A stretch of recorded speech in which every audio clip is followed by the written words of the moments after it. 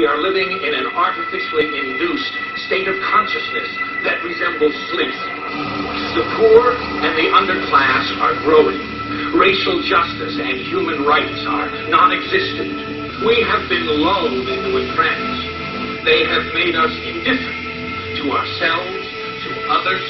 We are focused only on our own gain. That is their primary method of survival. Keep us asleep, keep us selfish, keep us sedated. You're listening to Toward Anarchy on the Republic Broadcasting Network. Here's your host, Michael Storm. All right, here we go again. The cigar is lit, the coffee is cold and poured. Yes, I know that sounds funny, cold, but that's the only way I drink it. I can't do the hot coffee. It's 1 p.m. somewhere in the world, certainly in my world, in my universe right now, on a Sunday afternoon, and that means it's live. It's time to do this thing called Toward Anarchy, and just in case you don't know, it's every Sunday, 1 to 3 p.m. right here, all around the world on the Republic Broadcasting Network, Central Standard Time, in case you're wondering. I guess I have to point that out. I have to make that clear with all of my guests all the time, because we just don't think about it very often in our daily lives about the differences in time zones, because it's such an interesting, silly little notion of sort of adjusting the clock to match with the sun as it just does, as opposed to it just being a time that everybody shares. So we have to go through it every week during the show. Every time I invite somebody as a guest on the show, what time zone is that? And that's how many hours difference from me? No different this week with my guest.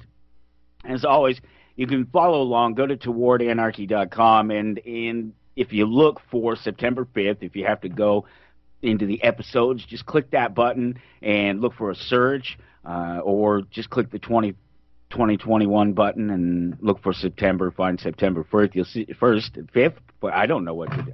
I give up. I'm done. It's already too late. There's no hope. It's September 5th. At towardanarchy.com, you'll see that Psychologist Frances Shure. She's a friend of mine, upwards of a decade now that we've known each other, and I've been wanting to bring her on the show for all 3 years, and we've just never been able to really make the connection. She's always doing something with 9/11 around this time, and I'm always waiting till the last minute to try to reach out to people. I didn't this time. I reached out to her at least a month in advance to make sure that I could get at least one day out of this month with her, that we could sit down live and do this thing and talk about the psychology of 9/11, the 20th anniversary less than a week away. So the plan is to discuss 9/11 and the psychology of it, and why people won't believe that it could be an inside job, could have been an inside job. And I think maybe even more importantly, probably super more importantly, we'll look at the similarities between the uses of fear of terrorism and the use of fear of COVID and the virus and the unseen and the unknown and all this. It's all part of the psychology, and you realize that 9/11 is a national event. It's a national traumatic event, and that's Frances, Fran. That's what her friends call her, Fran. She is a psychologist specializing in trauma therapy for trauma events, and 9/11 was a huge traumatic event. And believe it or not, the national consciousness, and I've tried to explain this to people before, and they're like, I don't understand this. It's really not that hard to understand.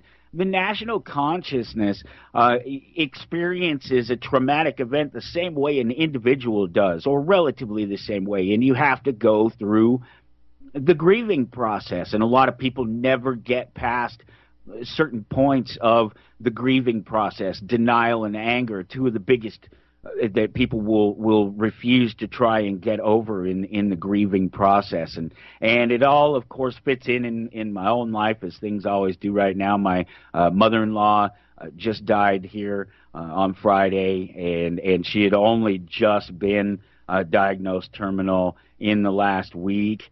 And so it was really sudden, and there's all these, there's always these questions, what could you do, what could have been done, and that's the same thing that exists with 9/11 and the events around 9/11. And one of the reasons why people are so adamant about sharing and talking about 9/11, and you know me, I will tell you that it's a meta event.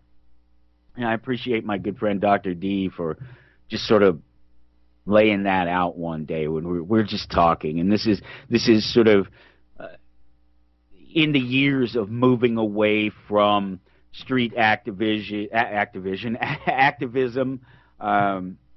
to really inform people about government corruption, but it was centered around 9/11 and the 9/11 truth movement. And as we're getting away from that and getting into relatively realistically more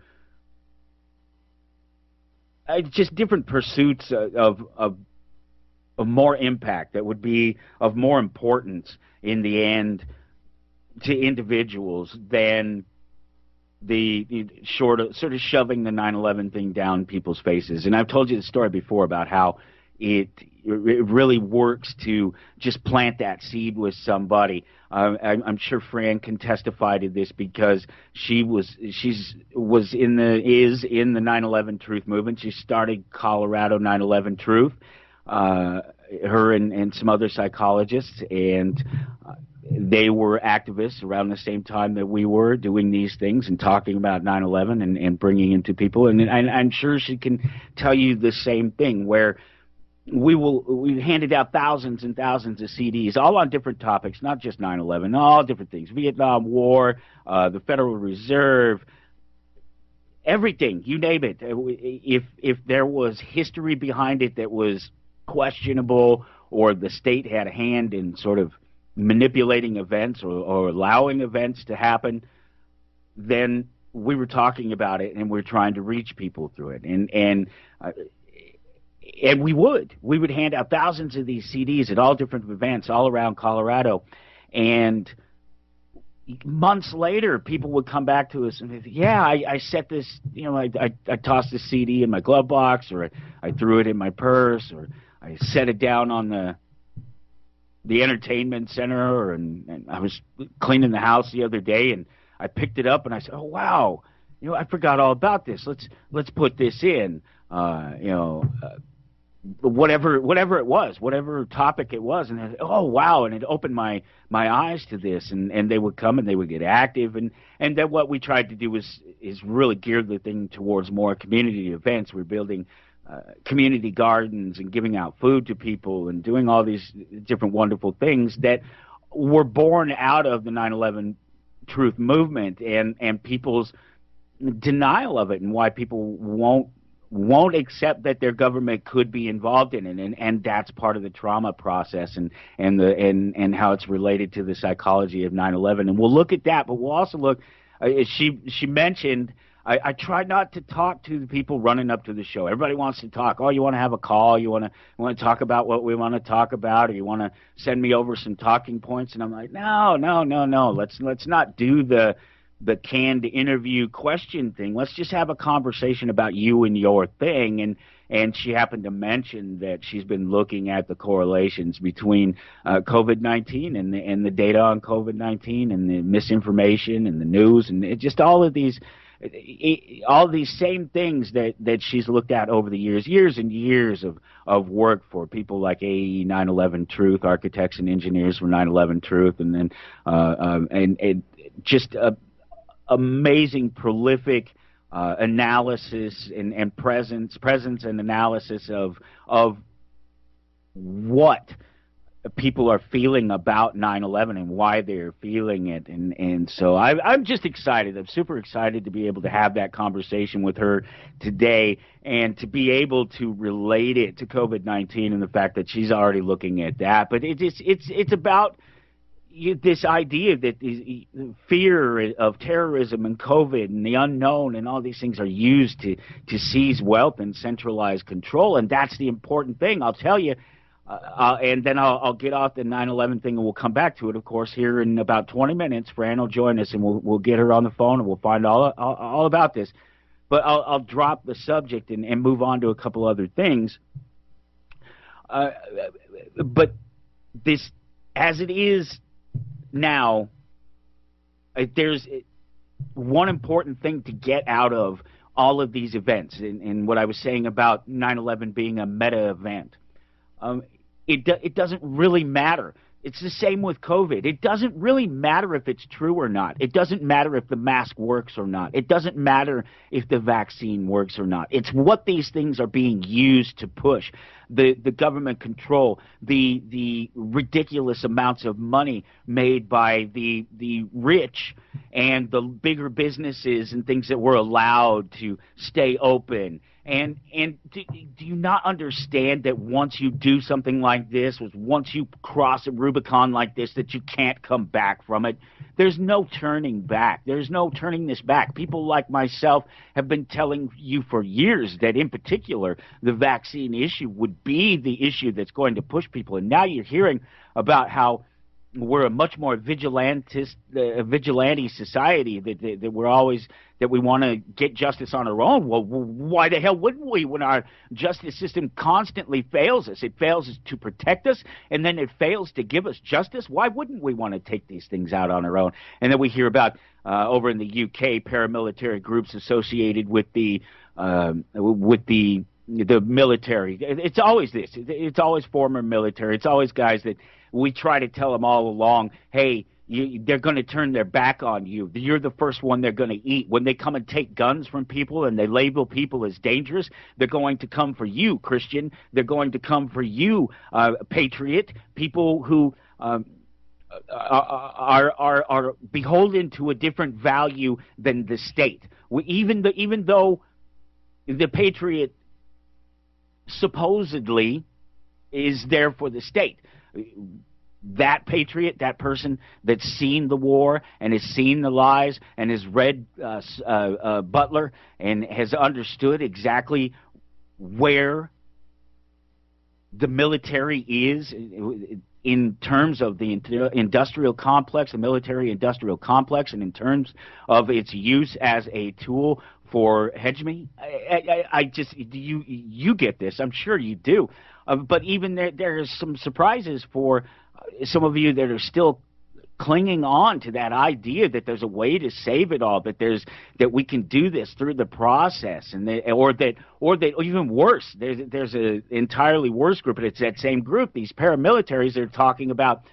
What I started to say is they're talking about sort of attacking clinics and things like that, and then there's always the hint of sort of Parliament or some military target. It almost invariably turns out, just to finish the thought on these paramilitary groups, that they're controlled at the center, that somebody key. I've told you before, you get 12 people in a room, one of them is a narc. He's there for either the purposes of somebody sending him there, or he's there for his own reasons to tear you down from the inside, whatever they might be. There's this is just this statistical thing that may or may not be true, but it's the point. Again, that's a meta thing, that it used to be 1 in 12 people. You get 12 people in a room. It doesn't matter. The point is that you get a bunch of people in a room, you start talking about something, especially if you start talking about something controversial, and there's going to be somebody in the room, if not then, eventually, that's going to wander into the room that is going to be the counter to that they're there because they don't believe what you say, that they want to end the union, the community that you're building. Just ask David Koresh. I know it sounds a little bit crazy, but there's questions about things that moral and legal things that he and others may have been doing, but the auspices under which the government went in there were the kind of thing that the government's not supposed to do. They're not supposed to. If you can't have your guns in a nation where you're supposedly free and have the right to self-defense, and a natural right at that, and a natural recognized right at that, you're still not free if there's a special class of people who can go around and disarm you anytime they want. That's normally called a bandit. The person that comes around and takes from you whatever they want whenever they want. All of a sudden, though, in America, it's a magical, mystical thing called democracy. Oh, it's a beautiful, wonderful thing. Powers that you and I don't have as individuals, suddenly, collectively, we have them. It's a magical miracle. Big conversation coming up here. Get your friends, get them around the campfire. I don't know if anybody has a campfire right now. It's a little warm for that, but get around popsicles.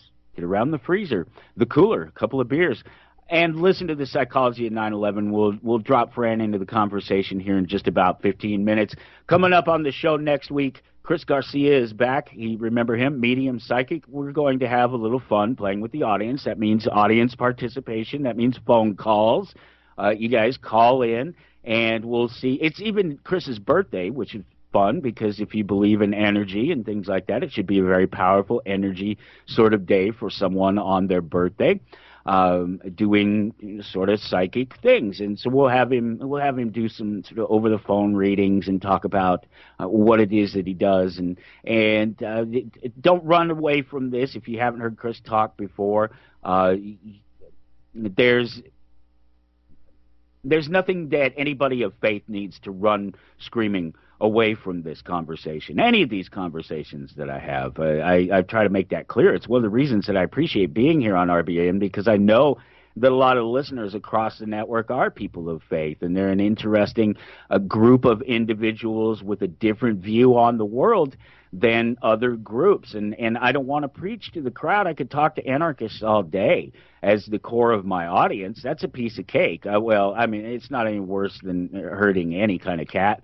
But it's getting to talk to people with really a wildly different view of my own, and yet still finding that we have so much in common. I think it's a pretty important thing, and I appreciate the fact that I'm able to do that across RBN. So Chris Garcia, a psychic medium, next week. We'll play around on the phones and have some listener participation. September 19th, Dr. Dean Lloyd is back. We'll begin the analysis of his lifelong work, his passion, and we'll talk about all of that. And we'll talk about it a little bit more next week as we're that, one more week closer to it, and get into a little bit more detail and share some links and things like that, as always. And 26, Dr. Joy is coming back to the show. Man, I'm just feeling a renaissance right now. We served up as much data as we ever have last month across the towardanarchy.com website. It was amazing just watching it just tick up and tick up and tick up, especially after being banned and blocked and all these things that are going on across the social media. It's still those places where I'm getting the majority of the hits and the likes and the shares and the follows and the subscribes, the things that I need you to do. For instance, if you were to go to towardanarchy.com right now and look for September 5th, right at the top of that page, there's this little row of 4 buttons, and it's just quick ways for you to be able to share. Straight to Facebook, straight to Twitter, or it'll pop up your email client, depending on how your device or your computer is configured. Otherwise, there's that other one, this share button that's become this new thing, this image. It's I guess it's connection. It's just lines and dots connected together, but it's supposed to be the new share button, like the play button or the pause button that we're all familiar with. The share button is now sort of standardized and is this little button that's at the top of every single one of these show pages, and I just try to make it as easy as possible for you to share wherever it is that you're on, whether it's on, I don't know if it's, you can share across Skype and Telegram and Blogger and Diaspora, all these different places, straight to Reddit. And it's just that easy to do, and that's the way we win this. I can prove it. I can show you the numbers. I need you to like, share, follow, subscribe, and we'll come back, and I'll tell you who else is coming up over the next couple of weeks right here on Toward Anarchy. Okay,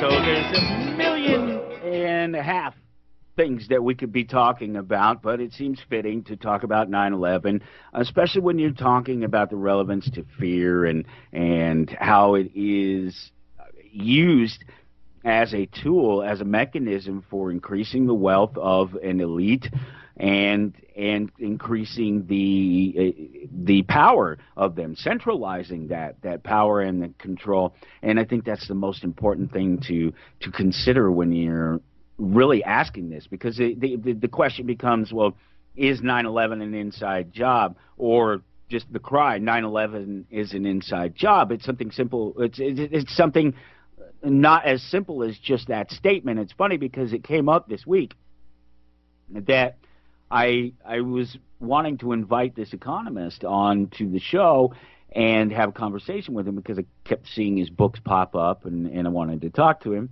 and find out what he thought about things and just get to know the guy, as I do all these people that I bring in to have these conversations with. And he said, well, I only do interviews with people who answer this question. And this is not a joke. This is not, I didn't make this up. I don't make any of this stuff up. I just tell you the truth as I see it and as it happens to me. He literally asked me, he says, what are your thoughts on 9/11? Was 9/11 an inside job? And I said, well, short answer, 9/11 was an inside job. Long answer is a much more complicated, much more important question that is raised. 9/11 is an inside job, is a cry for help.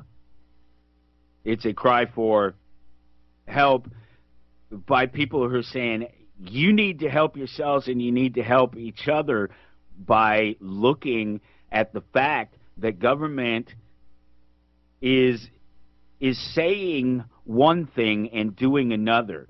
We're told that the events of 9/11 are one thing, and they're security failures, that they're knowledge failures, that they're action failures on the part of government and other people's in and around government. And nobody paid for it. Nobody was punished. Nobody took the fall. Nobody, if there's a mistake somewhere, somebody did something wrong, somebody should pay for it. Something should change. Well, nothing changed except for what always happens with events like this, is that power and control were seized by the elitists, the upper political class, the bankers, the people with the money and the control got more money and control. You can look at all the headlines and stories over the last year and a half about how much money the upper X% has made over the events of COVID, and about particularly in the lockdown and the choosing of favoritism, and I have a we'll have to get into some of that conversation a little bit. We may cover some of it with Fran when she joins us here in a few minutes. I'll give the number to Sam during the break, and he'll call her up, and we'll get her on the line, and we'll dive into the psychology of 9/11. And you could, if you, as always, you can follow along. Go to towardanarchy.com. Look for September 5th, and I shared the links there with you. And we'll talk about some of these things, and we may talk a little bit more in depth about the COVID thing with Fran. We just don't know where the conversation will go. It's leaning that way. We both were already talking about it, so it will probably end up there at some point.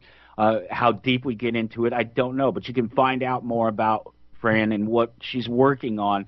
There's a link there to 911speakout.org. That's her blog page. You'll see if you go there now. She used to have a big presence on Architects and Engineers for 9/11 Truth, but they've parted ways. I don't know. I just read through the thing, and she doesn't go into any detail, and I'm not going to press her about it either. But after years and years of working together, they're not working as close as they are. But, of course, she still appreciates all the work that they've done. And it's just people grow apart, move on to different things and do different things and have, maybe different views about the details of some things. But that doesn't mean anything. When it comes down to it, it's just those people, and their feelings about who and what they are and the way they're going to get along with and who they'll associate with. It just is. Yeah, let's accept it and move on. There's a lot of things that I wish people would do that with.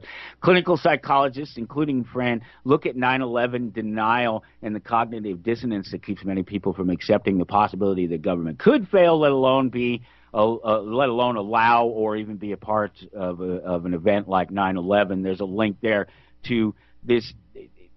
It was architects and engineers for 9/11 Truth, I think, that helped them ultimately put this together, or that it was attached to explosive evidence at the end of it, and as part of the work that went along with it. And that's what it is clinical psychologists explain why people will deny 9/11 truth. And of course, truth is relative. The truth is, and this is a fact, none of us know, none of us were there, and that's that longer answer that I had to give the individual who ultimately I didn't give him the right answer. That's what happened. So grab everybody, get back to the radio, because we're about to dive into this conversation with Frances Shure about the psychology of 9/11 right here on Toward Anarchy. You are tuned in to the Republic Broadcasting Network. Visit our website by going to republicbroadcasting.org. Okay, so that I just had this thought during the break, and I have to let it go. Sometimes you just have to let them go, and maybe if you come back to them, maybe you do, maybe you don't. It's just the COVID thing just keeps getting to me. While we get Fran on the phone here, it just keeps getting to me. The lies, the constant nonsense. It's so apparent to somebody who spends any time looking. There's a perfect example. Rolling Stone had an article that they dropped this week about ivermectin, the dewormer that people are using to try to cure COVID, some of the symptoms, relieve some of the symptoms of COVID. And it's a drug that's been, I think it was founded in the 70s by a Japanese person, and it's a natural thing. And it's been in use since the 80s. I think there was even given some kind of, like, I want to say the creators of it were given an award for it. It saved lives and lives. So there's this weird disconnect between this cure, this possible cure, and what people are saying about it, and whether or not it's valid to be used or not. And the left, the controllers, this weird shifting group of scary, scaly people, really bother me right now. You guys can't hear him. I found that out over the years. You guys can't hear, but Sam was talking to me, trying to get the number correct for Fran. The lies. The Rolling Stone came out with this story, and it was about this Oklahoma hospital, and about this doctor who says that they're turning away gunshot patients because they're treating people who've been overdosed with ivermectin, and then the hospital comes out and says, "What? What are you talking about? This guy that you're talking to hasn't been in this hospital in months. He has no idea what's going on here. Not only have we not turned anybody away at all, we haven't even had a case of somebody on the ivermectin at all. Nobody, not one, let alone enough to turn away." The ERs are so backed up that gunshot victims were having hard times getting to facilities where they can get definitive care and be treated. And this, okay, awesome. This lying doctor says that, and that's just the sort of thing that we have to deal with. And so we may get into some of that with my guest. It is definitely a possibility. If you go to towardanarchy.com, please do this. Look for September 5th. You'll see Frances Shure, psychologist. She joins me today for a conversation. We're going to talk about the 9/11 events. We're going to talk about the psychology of 9/11. I was just telling you how it's a national tragedy, but it's a national traumatic event, and that's what Fran specializes in, is understanding trauma and the way that we deal with it. And so that's the conversation today, to talk about that. And then she's also been working on some of this COVID stuff and looking into that too. So we'll have to talk a little bit about that. But I need you to like, share, follow, subscribe. There's links up there to learn more about Frances Shure and her work, what she's done for 9/11 and the 9/11 Truth Movement over the years. It's amazing, her entire body of work. And it's all there. It's accessible. It's open to everyone to look at. And then, of course, the video that started it all, the clinical psychologist looking at 9/11 denial. I shared that link as well, and some others that we'll jump into a little bit later in the show after we say goodbye. But first, we must say hello to Fran. It's so good to talk to you again. It's been a while. How are you doing? Hi, Michael. I'm doing fine. I know we haven't seen each other for years. Yeah. Yeah, it's funny to say you're friends with somebody, you've been friends with them and known them for sort of almost a decade or even more, I guess, maybe at this point now, and yet we haven't seen each other probably at least 4 or 5 years. I think probably ran into each other on the streets of Denver. I think it might have been Taste of Colorado, walking through and happened to see you standing out there. Yeah, I don't remember where it was, Michael. I remember you did a video for us, I think when Richard Gage was in Denver, and did a video for us that's still on our Colorado 911truth.org site. Yeah, that was amazing. I love that talk. That was that talk he gave at the church there. I loved being able to do that. Yeah. So, wow, you're still into this stuff, and you're still writing about it. You're still talking about it. It must be kind of important. You must have come up with something that you feel is important that you need to talk to people about. Right. Well, it is important to me, and I think what's kept me going too is kind of joining the two issues, on joining approaching 9/11 from my main interest, which is psychology. And so I think that's what's kept me going, is writing this serial essay.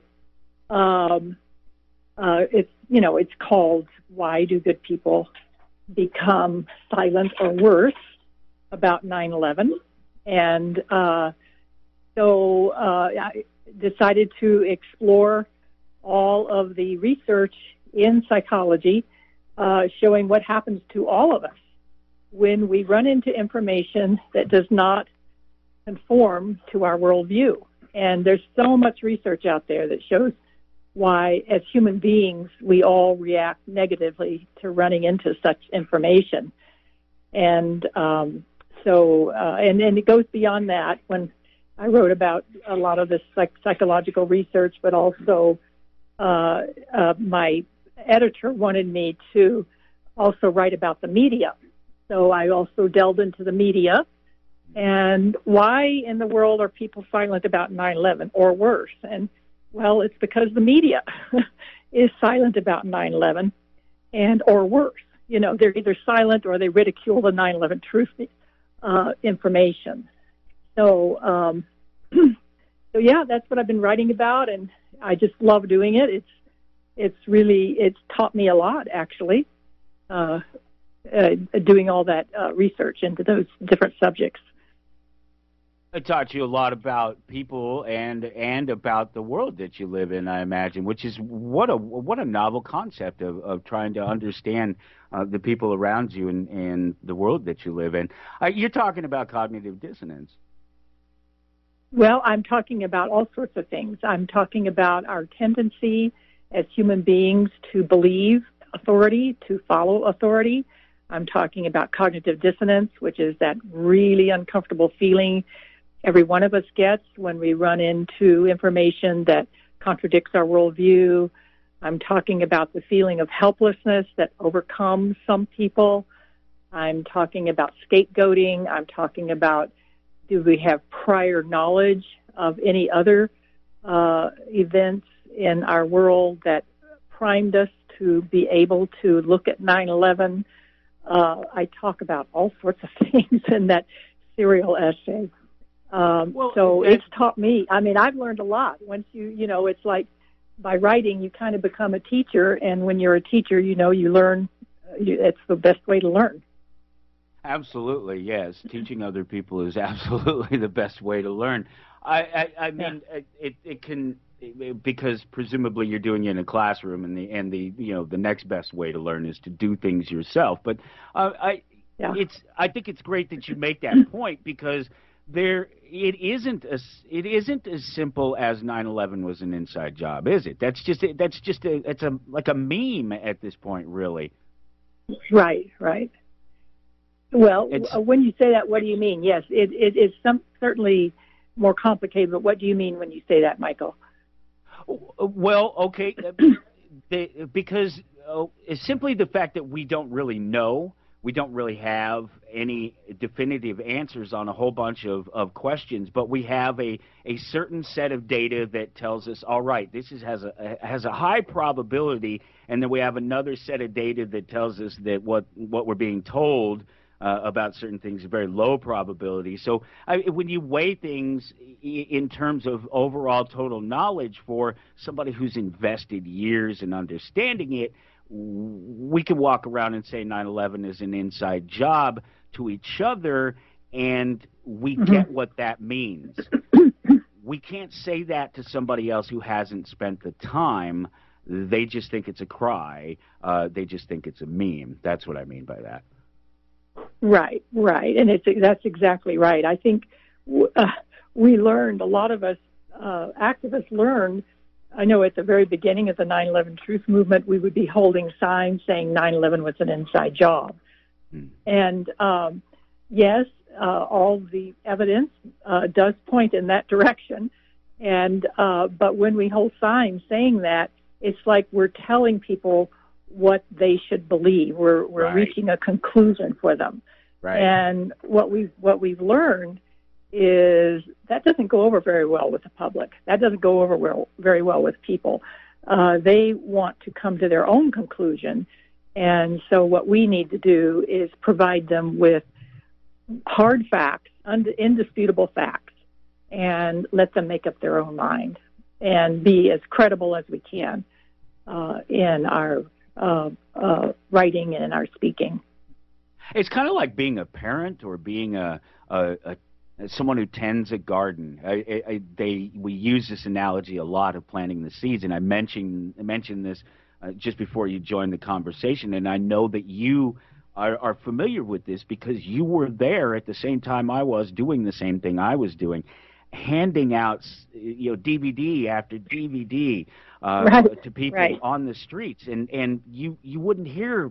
You'd never see something, and then like months later, somebody would come back and tell you this story about how they just set it down on the console or whatever, or dropped it in their purse, and then they were cleaning house and pulled it out, and it was like, oh well, I'm cleaning house, let me throw this in, and boom, mind blown.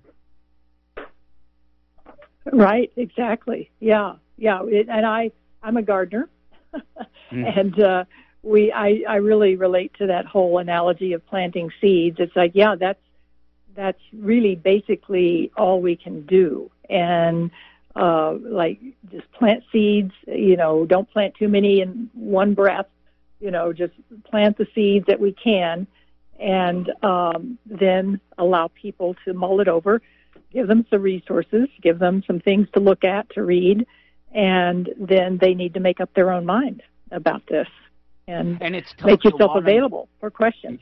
And make yourself available for questions, as opposed to try to feed it to them, because it's hard to do. The parent thing, the garden thing, you have to let it grow. There's nothing you can do about that part of it. You feed it, you water it, you try to point it in the right direction of the sunshine, and that's the best that you can do. The rest is sort of it's out of your hands. And that's the way I think that all of us hardcore 9/11 truthers from back in the day, people who have never really bought it from day one and have been out there sort of waving the signs, I think we all have come to that point where we all get that 9/11 was a great thing and it brought a lot of people together and created a lot of movement, but that it was all of the things that came after. It's just like the events of 9/11 itself. 9/11 itself, whether it's an inside job or not, seems so meaningless and pointless when you look at what was done after the events of 9/11, the power structure and its squeezing of just every little bit of power that it can get out of it, and every dollar of it as well, just like we've seen with COVID over the last year and a half. Mm-hmm. Mm-hmm. Right. Yeah, and I think it depends on what your relationship to 9/11 is. Like, for example, a family member, someone who's lost a family member in 9/11, that's where their focus is going to be, is wanting a real investigation into 9/11 itself, and which many of them do, and the pain and the grief and the disruption of their lives, and so that's going to be their focus. And if you are a young serviceman or woman who has been patriotic and gone off to war in Iraq and come back with horrible wounding, brain damage, psychological damage, then your focus is going to be on what's happened because of the lies about 9/11. And if you're an Iraqi and you have had a family member who's been tortured, or you've been tortured yourself, then that's going to be your viewpoint. That's going to be why it's important to you that the truth be revealed about that incredible event of 9/11 that changed the world, that event that changed the world we lived in.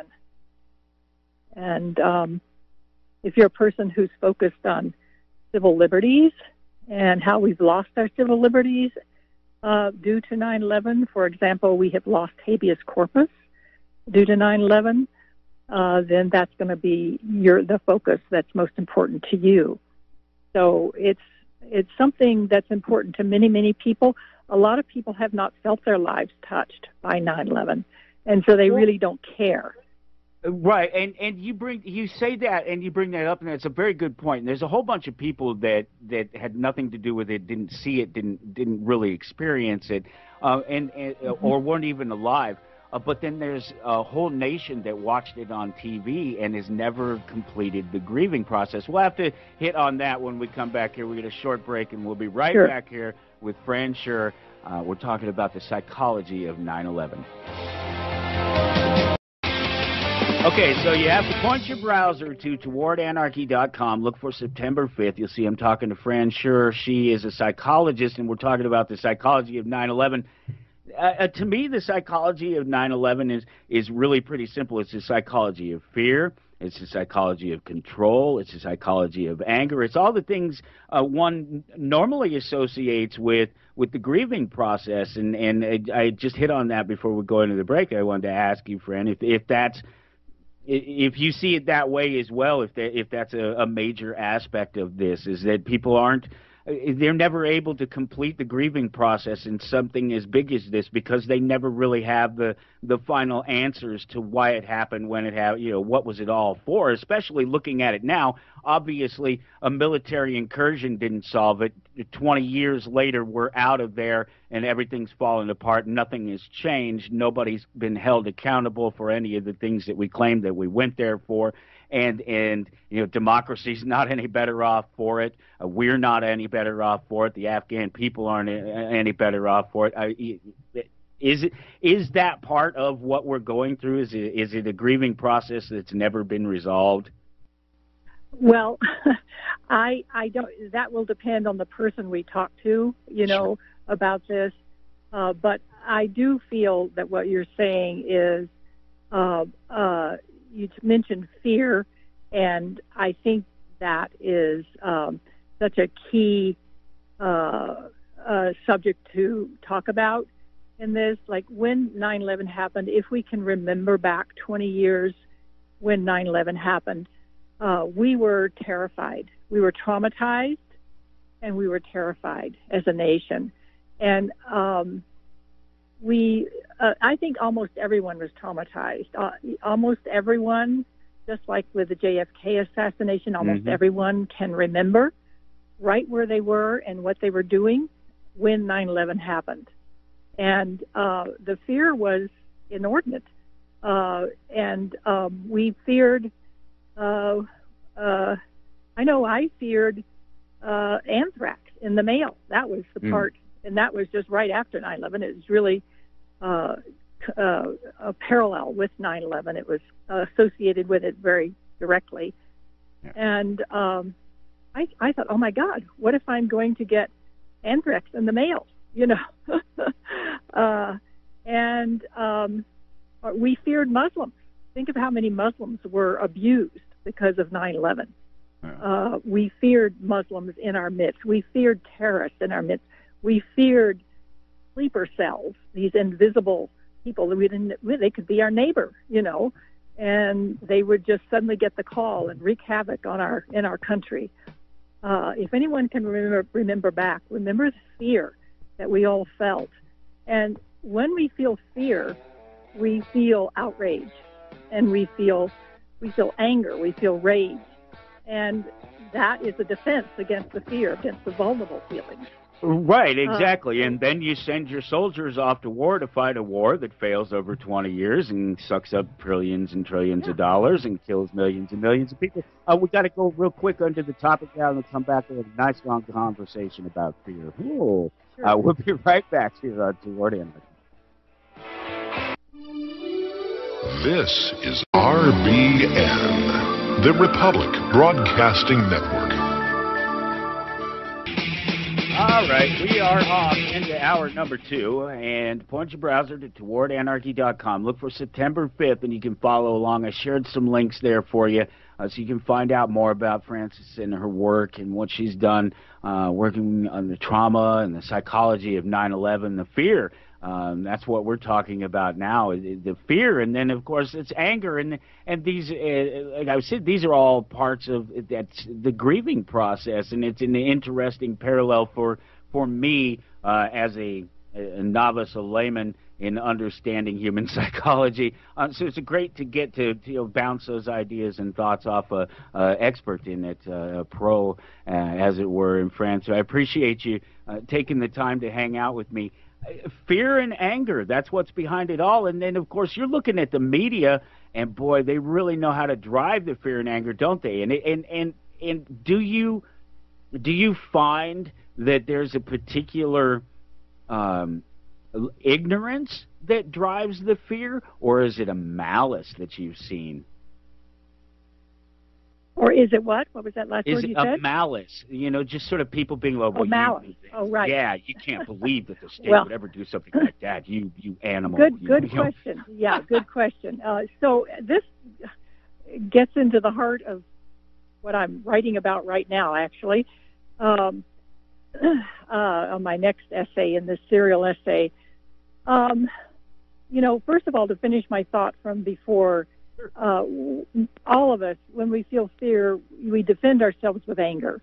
And then, for 9/11, for example, after 9/11 happened, then what did people do? The rallying call was, let's roll, and united we stand. We're all in this together. United we stand. Let's roll. Let's go get the terrorists. Let's kill them. And let's protect you forgot America. The big one. If you're not with us, you're against us. Yeah, if you're not with us, you're against us. Exactly. And the fear coming from our authorities. We don't want, when they, of course, the Bush administration really wanted to get into Iraq. And so It was, we don't want the smoking gun to be a mushroom cloud. Yes. That gave people a lot of fear.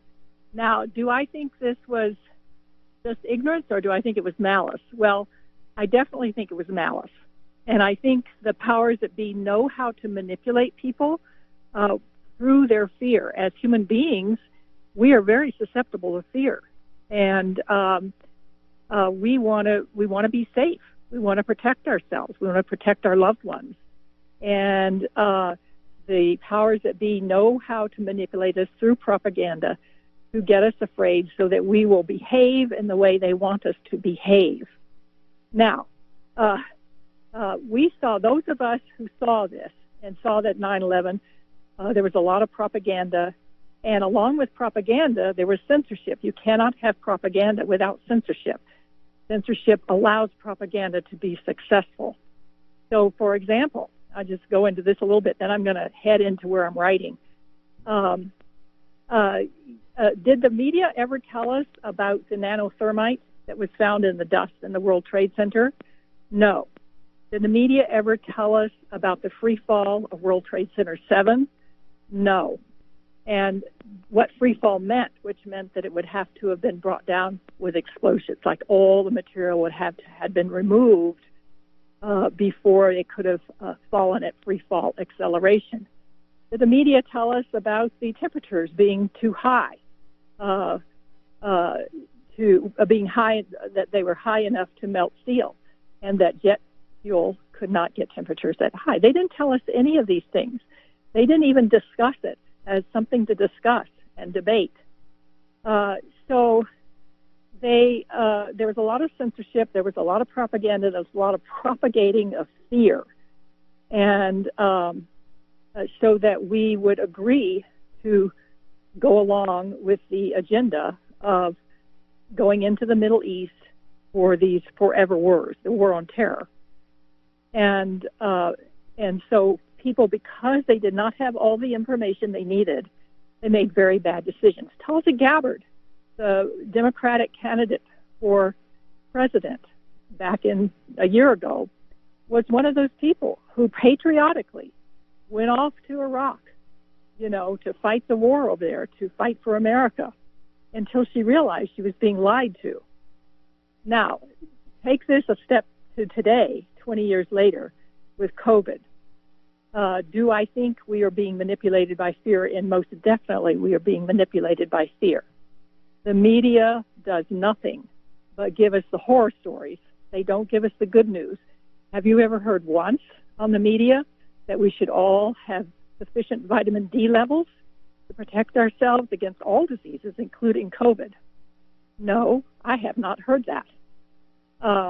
Have they told us about ivermectin and hydroxychloroquine?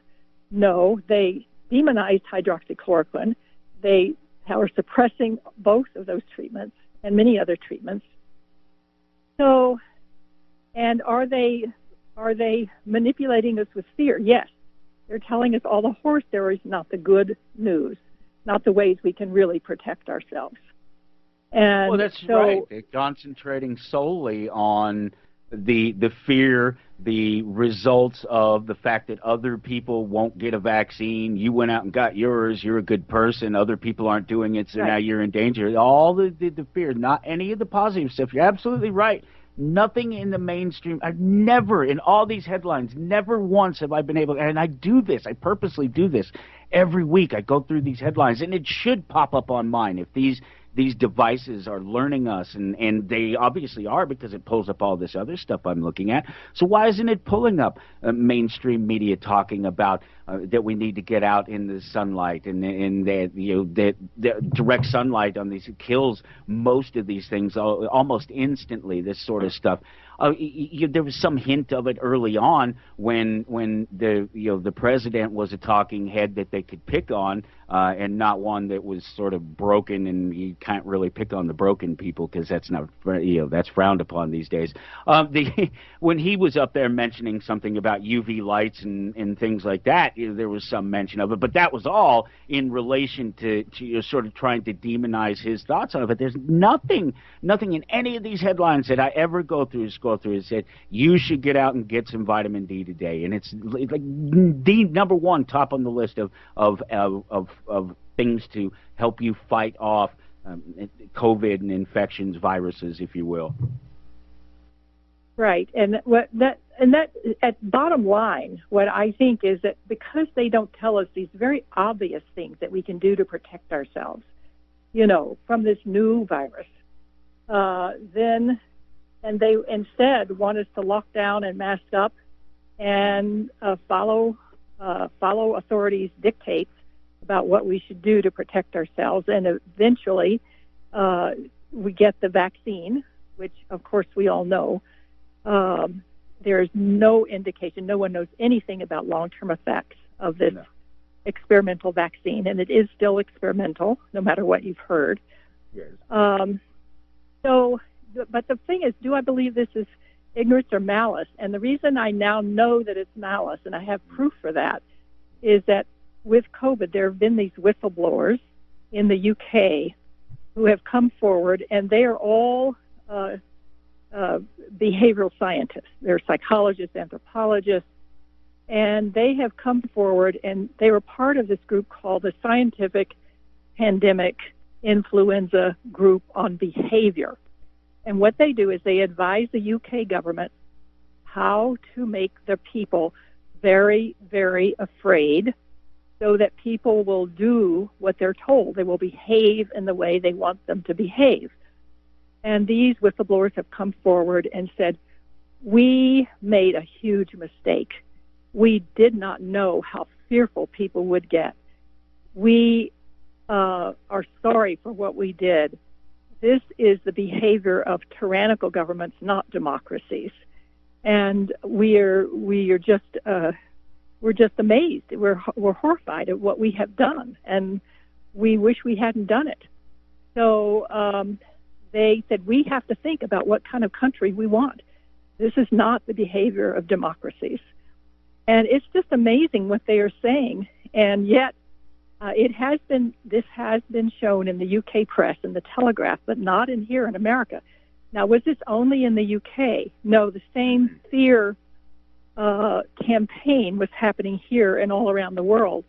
And this particular group, the Scientific Pandemic Influenza Group on Behavior, has offices in all countries, a lot of different countries, including the U.S. And so they advise other countries, the U.S. and other countries, on how to make the populace very afraid so that the populace will be so afraid they will do whatever the authorities say. And so this is out in a book now. I was telling you about this in our emails, called State of Fear by Laura Dodsworth. And it is a very easy, readable book. It's very worth getting and reading so people can know. I just don't know much about your audience, Michael, but hopefully people will be interested to know that they can get proof that we are being manipulated consciously, purposefully, to abide by whatever authority says and not think for ourselves.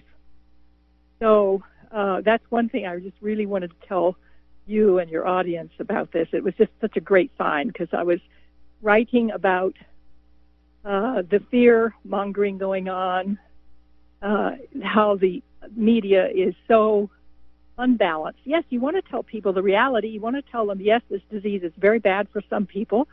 And you also want to tell them the good news that, yes, if you increase your D levels, you will be much more protected. Get out, get sunshine, get exercise. And the mask will not protect you. The only randomized controlled trial with masks since COVID happened shows that the masks are statistically insignificant in preventing transmission. All of the studies before COVID showed that the N95 masks were not successful in keeping the influenza viruses from transmitting. So, and yet they want us to wear the mask religiously and lock down, and it's just amazing what's happening. And it is the most divisive issue I've ever seen, more divisive than 9/11. Yeah. It's very, very divisive. Family members are not speaking to each other. Friends are not speaking to each other. It is so divisive, and people do not know how to sit down and have a civil conversation when they have different opinions. They don't know how to do that. So it turns into arguing and, division of families and friends and that sort of thing. No, it's absolutely right. And I don't think you'll find too many people in my audience across the Republic Broadcasting Network that would disagree with you on anything you've said here today. No, because I think the people that listen to this particular network are right along in line with understanding of how compromised, and how much malice is in what is delivered by the mainstream media and was considered to be the narrative. And my audience knows that when I use the word narrative, I mean lie, that they're trying to get us to subscribe to right now. So yeah, absolutely, I agree with you. It is a malice. They are doing it on purpose, and for whatever their reasons. Some of them it's money, some of it it's politics, some of them it's fear. They all have their own different reasons. But why I wish Right. that we could get some people to look at some of those simple things that you mentioned, like the masks. There's never been any use of the masks in the past that the study didn't say that they didn't stop viruses and influenza and things like it, and that they were never intended to be used for something like that, and that That's right. with the the N95s and the higher end stuff, that they're talking about these sort of paper filters that people are putting on their face versus an actual filtration mask that you put over your head that involves, multiple layers and things. That's completely different if those are used sort of an N95. But nobody's walking around in those, so that's not the question. So again, when they made, and I pointed this out over the year and a half, boy, I've been on top of this COVID thing because of vaccines in general. Well, I knew it was coming. You said you said yourself, it's such a divisive issue. Well, myself, people like me have been saying for years that this would be the breaking point issue, that this was the one issue that you're not going to get people to cross over on, and that's this real invasion of the human body that isn't Right. about choice. Yes, and I'm so grateful in the U.S., especially where there is such a strong resistance to this. And so I don't feel pessimistic. I feel optimistic. I feel optimistic that the elites that want to use this to get vaccine passports, which will continue down a line of great tyranny in the world and our country. And yet I think there's so much resistance in this country that the elites who want to pull this off, in the end, there may be some trouble in the short term, but in the end, I just don't see them succeeding. I think the U.S. People in the U.S. are too oriented toward not being controlled by their government. Enough so that I think you're right. I think that we're being lied to. I think we're being lied to about a whole bunch of stuff. I think we're being lied to about how many people are vaccinated. I think we're being lied to about how many people aren't getting vaccinated and don't want to be, who are refusing to, and we're starting to see some truth of that. I know talking about those headlines and what we see and what we don't in them. I captured some this week, and it's constant references to healthcare providers who refuse to get this shot. People who have spent the last year and a half battling this thing on the front line, and all of a sudden they're being told you will get a shot or you will be fired. And they're like, screw you, right. I quit. We're out of here. Right. Yeah. Thank goodness for those people. And I'm involved with not only our 9/11 Truth group here, but also there's some health freedom groups in Denver and Boulder, Colorado Springs, and this whole area, and this Loveland, and involved with them. And these people are adamant, and they're across political lines. These people are not all conservatives. They're not all progressives. They, just like with 9/11, they span the spectrum. They span the political spectrum. There are people who have been able to think independently. They do not listen to just the CDC and the WHO. They've been able to listen to the censored, very credible experts who are coming out and talking to us about the danger of the vaccines and the peer-reviewed articles. They're educated people. And in fact, that brings up something else. So one of the things I've heard, I don't know if you've heard this, Michael, but one of the things I've heard recently is that it's the people who are the most educated, the people with PhDs, that are adamant against not getting this vaccine. In fact, I have heard that, and I've looked at the numbers. The lowest educated as well, but sorry, go ahead. No, I have looked at it, and I have seen it. I've heard that, and I went and I looked at the numbers, and what it is the least intelligent and the most intelligent. It's a bell curve that rises and falls on the ends, or rises again on each end. So there's, the sort of 85 to 115 IQ are normal people who just go along. They're either not quite smart enough to go and do the research themselves, or they're too smart for their own good and think that they know better. We'll have to hold that thought. We've got to go into break, and we'll come back with Frances Shure. We're talking about the psychology of 9/11.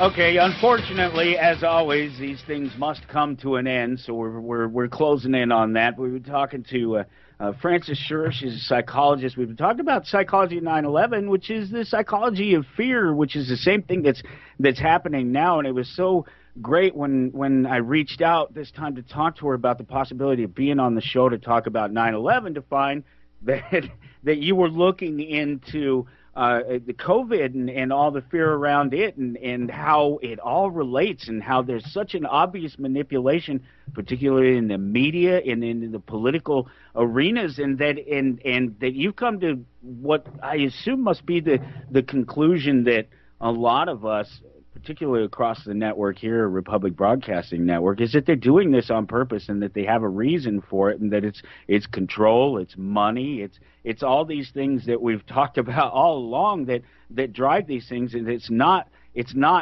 democracy, it's not the republic, it's not your rights. None of these things matter in light of their attempts to seize more power and to seize more money, and to really just control and manipulate every little thing that we do for weird reasons. I can't imagine trying. I'm a parent. I have 3 kids. I can't imagine having sort of 8 billion kids trying to watch after.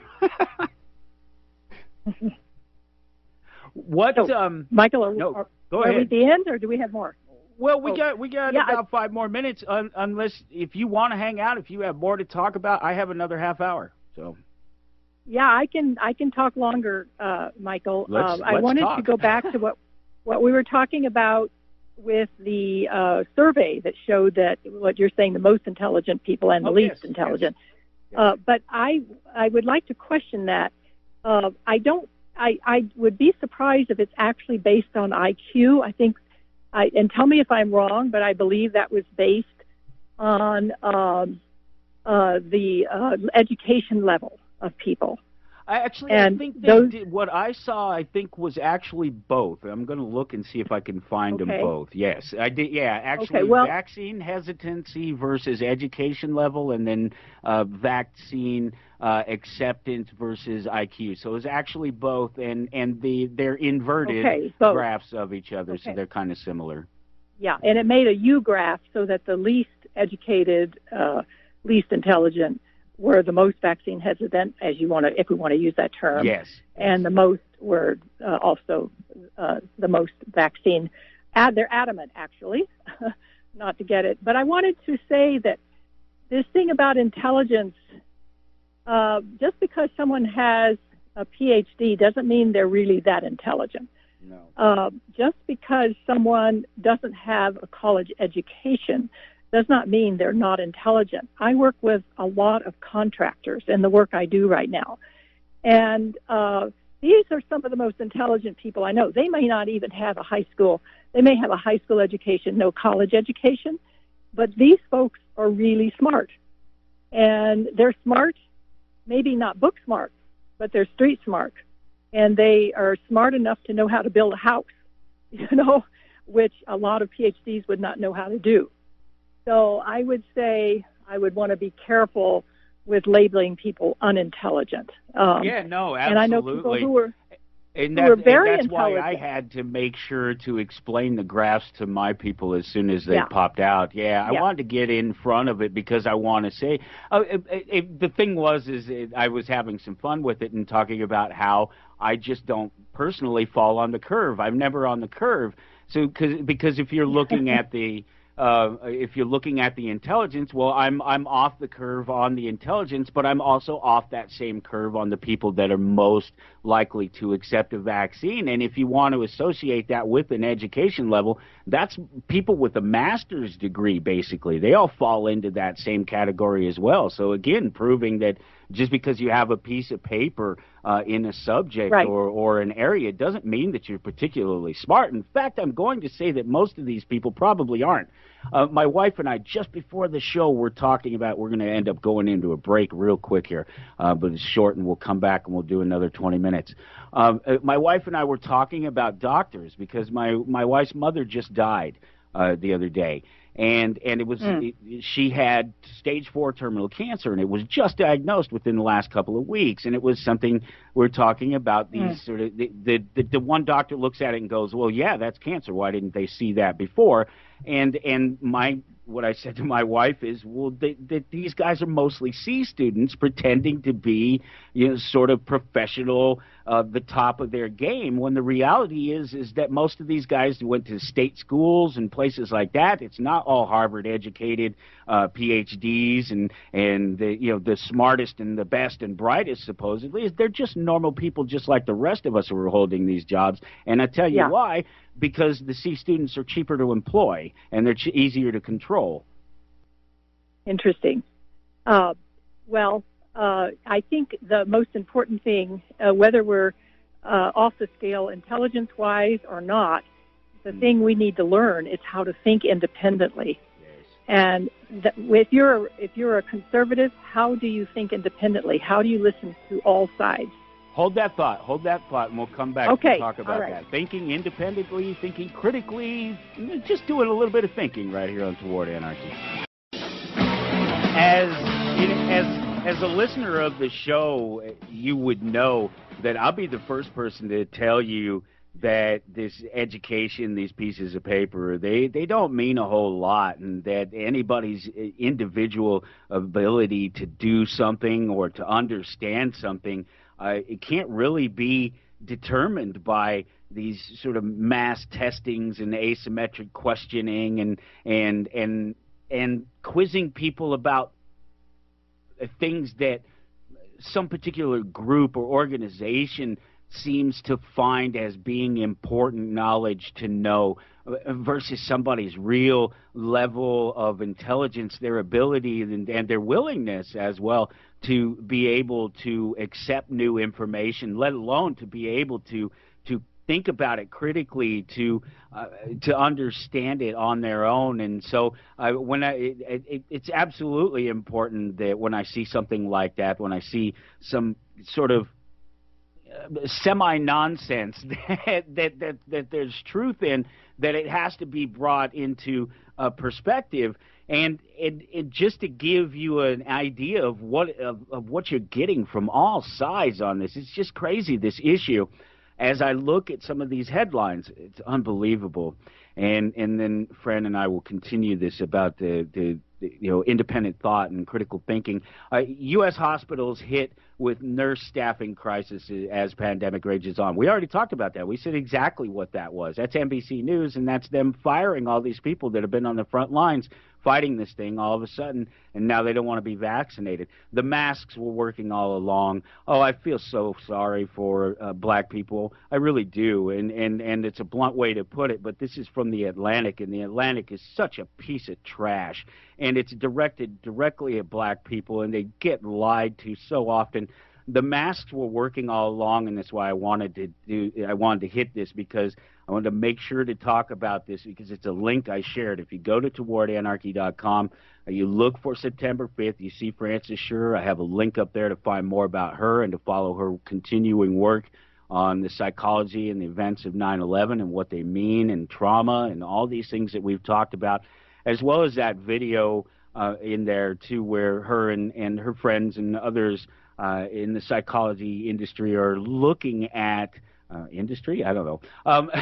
Maybe that's not the right word. But I mean, it's a business. But at any rate, they're looking at the denial behind it, the cognitive dissonance that keeps people from even accepting the possibility that government could fail, let alone that it could be a sort of part of or have a hand in the events of 9/11. But right under that, as always, I share a couple other links, and this is a direct relation to this article in the Atlantic that came out yesterday. This story came out about a study done on masks in Bangladesh. And this is just the worst garbage science that you can ever possibly imagine. And I tried to make fun of it, and I tried to poke a little light of it on the social media and make a little. But people kind of thought I was being serious. Look, they didn't just massage the numbers on this thing. They quite literally gave it a happy ending. These numbers are so bad, and they were cheering a 9.3% effective rate after they massaged the numbers. So terrible, and just completely dismissive of so much more information that's out there that talks about how masks were never intended to stop viruses, and that they don't, especially without constant washing of the hands, constant cleaning of the surfaces around you. And even then, the science still says that odds are it's not going to stop it, because it's I don't want to get into that. I get back to the thing about the critical thinking. You go use some critical thinking on some of those other points that I just brought up. But, Fran, you're talking about independent thought and critical thinking. Everybody's capable of it in some level. A lot of people just don't exercise it, and so they need to, right? Exactly. But I will come back to this, Michael, but since you brought up masks, I would tell you and your audience what I have learned so far. And it doesn't mean my learning is done with this, because I keep learning. But so far, I've been looking at this issue, and what I've discovered is that the only randomized control trial since COVID on masks is called DanMask-19. It's out of Denmark. It's DanMask-19. It's all over the internet, and this is the only randomized control trial so far. And it shows that wearing a mask against the COVID virus is statistically insignificant. Yeah. Now, and yet all of our authorities are still telling us, wear a mask, wear a mask. So why is that? Now, even if something's found wrong with that, it hasn't been removed yet. It's been published in a peer-reviewed journal. It has not been removed so far. Nope, it's right here. I'm looking at it.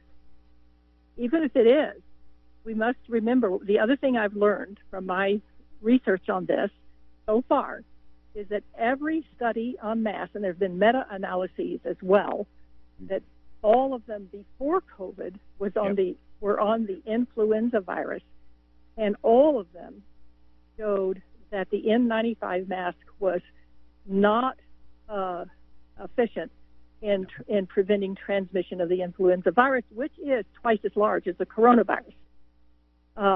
So the holes in the mask are about 2 to 5 times longer, according to my measurements, 2 to 5 times larger than the coronavirus itself. And again, influenza viruses are twice as large.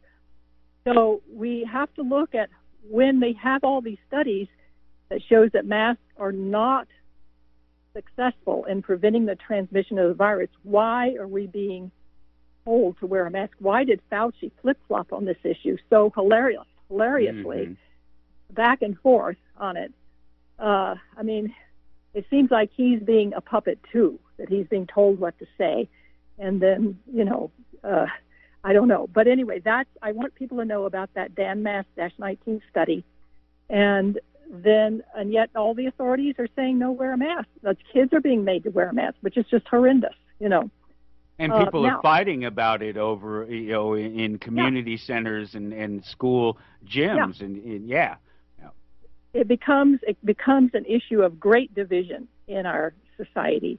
And, people's fear is up. So people are very divided on this. Now, if you want to, I can go back to the independent thinking, because I think that's really important. Oh, yeah. For us all to, now, it's very important to me. I mean, I know some very smart people who do nothing but listen to the CDC on COVID. Whatever the CDC says, they follow. So they think they're being scientific, but they're really just following authority. They think they're smart. They're really just following authority. Reminds me of Nazi Germany, actually. And so I would say one thing that's been a goal for me, and I think all of us need to do, no matter where we fall on the political spectrum, religious, what religion we are, whatever it is, that we need to learn. We need to have the courage to slowly learn to think independently, no matter what our conservative friends are saying, no matter what our liberal friends are saying, that we listen to all sides and we use our own discernment about what reality is. You can determine what reality is. If you listen to all sides, that means you have to read widely, you have to listen widely, and you have to make up your own mind. That takes energy. But we need to do it so we don't fall into these traps like 9/11 and the COVID trap again. You know, for example, if with 9/11, what if people had heard about the free fall of 7? What if they'd heard about the nanothermite? Would they have rushed off to war? Would they have been so willing to support the millions, killing millions of people abroad and killing many thousands of people of our own soldiers? Would they have been so willing? No, they made bad decisions because they did not look, and they did not read widely, they did not listen widely. And admittedly, a lot of that information came out a little bit later after people went off to war. So, but we have to learn from this. With COVID, did we read widely? Did we listen widely? Did we listen to what our government and government agencies said? But did we also listen to the censored experts, the censored doctors, the censored virologists? People, I'm not saying listen to anybody. Listen to people who are really credible, who know what they're talking about. And look at the peer-reviewed journals. It's not so hard to do that. You can just read the abstract and read the discussion on it. And so I think it's so important for us all to grow up. And to grow up, we need to learn how to think independently. And to do that, we need to read widely and listen widely. So I just wanted to get that. And that's what I think those of us in the 9/11 Truth Movement have really learned. A lot of us, not all of us, but a lot of us have really learned how to do this. We've learned how critical it is to do critical thinking. Yeah, no, I think you're absolutely right. Yeah, the application of critical thinking. Go ahead. Yeah, I think the reason that's what most people I know in the 9/11 Truth Movement, they spotted the propaganda on COVID right away. Yeah, it's not because, as those who want to slander us and ridicule us, it's not because people who believe conspiracy theories believe in all conspiracy theories. No, it's because we now recognize the propaganda. There's a pattern. There's a pattern to these things every single time because it's an understand psychology of human nature that they are actually taking advantage of. Yes, exactly. They're taking advantage, and now we have proof. We not only can sense that we're being maliciously propagandized, we now have proof of that because of these whistleblowers from the UK that I just spoke about. And I'll again repeat that book, State of Fear, by Laura Dodsworth, where she talks about this. It's a very readable book, very, very readable, and she speaks very fairly. It's not a polemic. She speaks very fairly about these people. And so I highly recommend it. Well, it's something that's so obvious to someone like ourselves because we've spent a lot of time looking at these. It doesn't appear as obvious to others because there's one thing with the masks, and this was great. One of my best friends called me up the other day and said that he was quitting his job because they came to him and said that they were going to insist on a vaccine. And he went to him and he said, "Well, no, I'm quitting. Then I'm not going to do it." And they said, "Oh, well, wait a minute. We're not going to force you to take a vaccine, but you will have to take a test every day, and you have to go in a different door from everybody else." And this is discrimination, and it's ridiculous discrimination because there's no stopping the virus. The vaccine doesn't stop it. The people who are vaccinated can carry it. They're not being forced to be tested every day. They're not being forced to go in through another door. A simple logical connection like that is missed by so many people, obviously, at this point. Right. And just wait till more research comes out and more information comes out. Mm-hmm. I was stunned just to learn yesterday that Sweden is now banning Israeli citizens and U.S. citizens and citizens from some other countries because there's so many breakthrough cases in these countries of vaccinated people. So Sweden, who is now doing great, who has reached herd immunity, who did not have their economy plummet like the other countries, who treated this with a lot of common sense. Now, Sweden is now saying, hey, there's too many vaccinated people in Israel who are getting breakthrough cases. We can't let them in our country right now because they're going to bring it to our country. That's such a ironic turnaround, It was just Israel is supposed to be the model because about 99% of the people are vaccinated, supposedly, but actually it's more like about 85%. Large proportion, a large portion of them.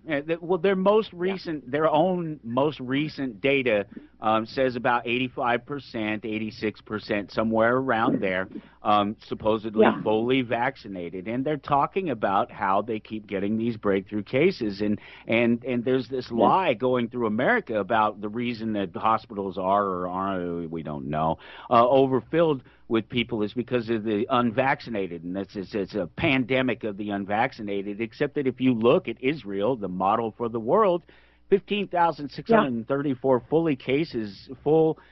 cases of fully vaccinated people getting the disease. Still getting this virus, still catching this virus, compared to 3,038 people who were unvaccinated getting this new virus, and that's from the month of July, and that's their own numbers. Right.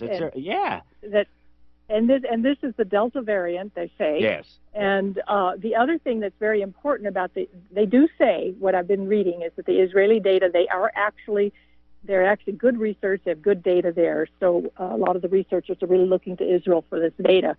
But one of the most interesting things is that there's 1% of the people who wind up in the hospital with COVID who have had COVID already and have natural immunity. The rest, the other 99%, are people who have been vaccinated or they're unvaccinated. But only 1% go back to the hospital who have had COVID previously and then have a severe enough disease later on that they have to go to the hospital. Now, I will speculate that 1% of the people with natural immunity are probably people who are not healthy.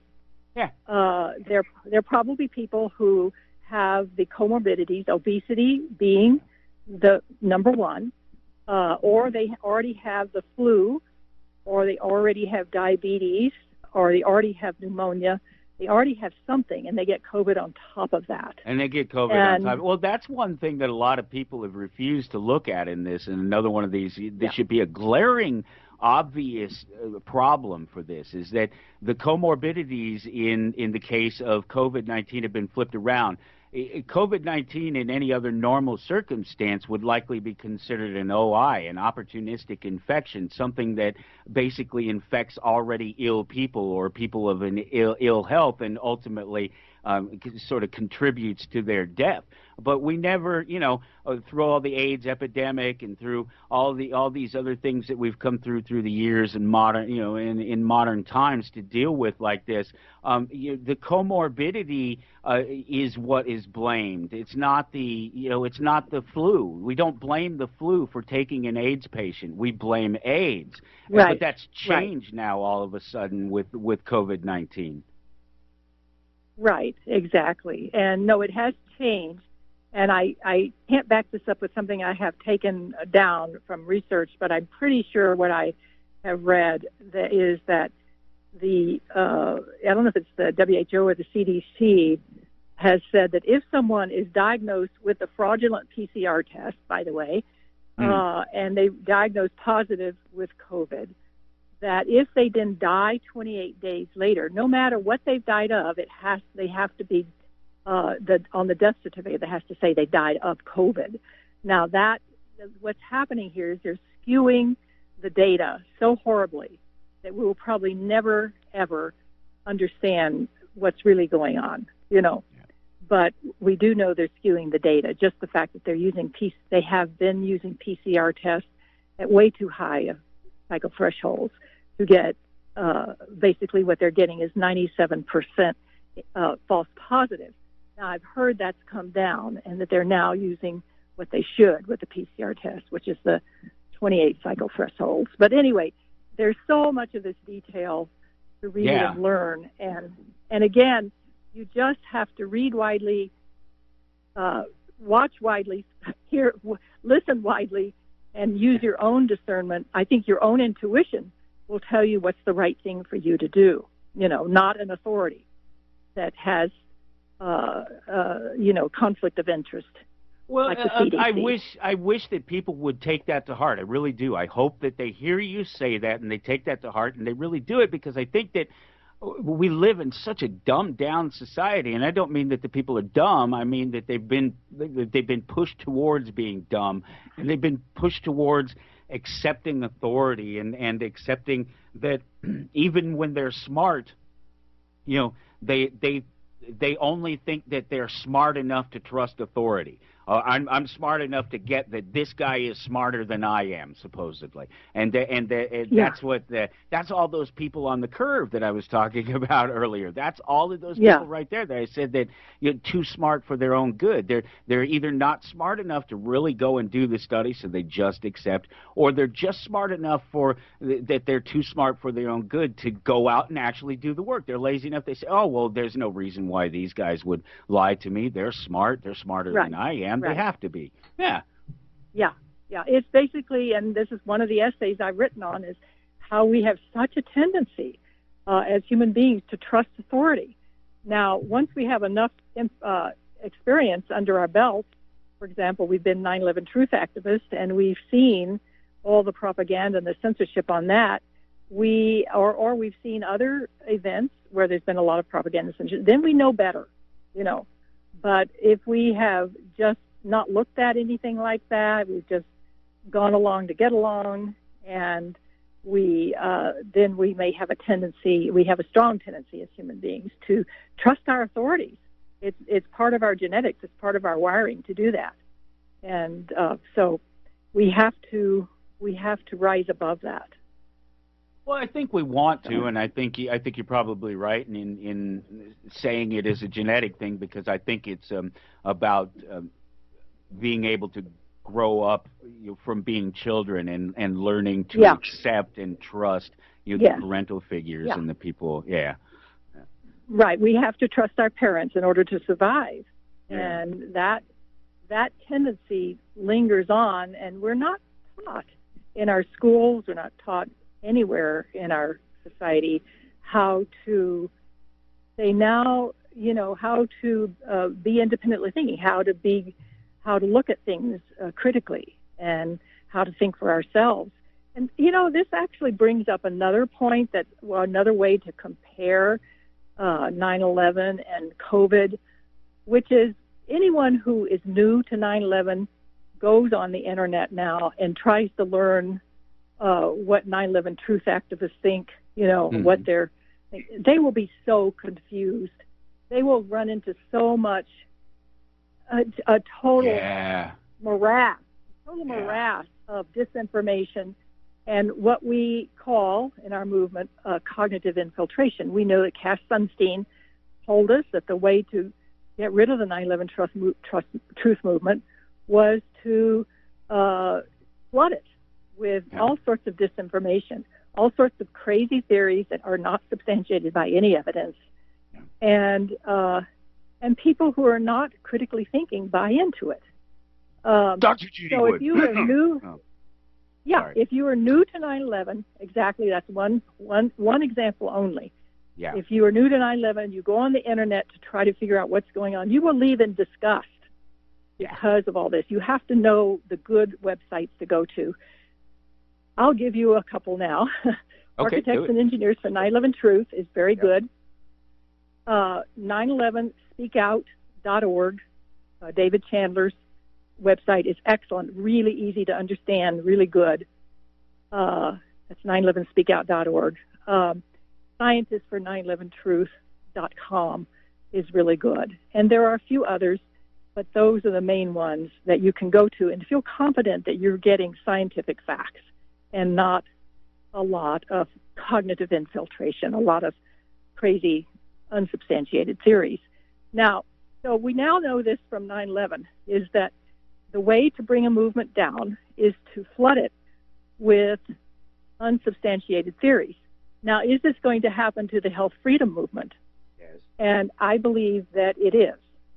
And yeah, so it's been happening for years. The COVID has just exposed it to a greater audience for sure. Yeah, they've been demonizing they've been trying to avoid telling people to just simply get sunlight and take vitamin C and things like that. They just don't do that. And there was a couple of the simplest basic things that we need. Yeah. Yeah, exactly. And so, yes, especially toward vaccines, we know that the pharmaceutical companies are probably the most wealthy companies on our planet, and they're the most criminal, and they're horrible. Pfizer, biggest fine ever in the history. I am so sorry, Fran. It's been great talking to you, but we got to go. We have to go. Okay. Yeah, the music. We could go for another hour, Michael. This has been great. So thank you. Thank you so much. I really appreciate it. You take care, and I'll talk to you soon. Okay. Okay. Give me a call or email me. You bet. Thanks. Take care. Bye-bye. And we will see the rest of you next week right back here on Republic Broadcasting Network for Toward Anarchy. Until then, you take care.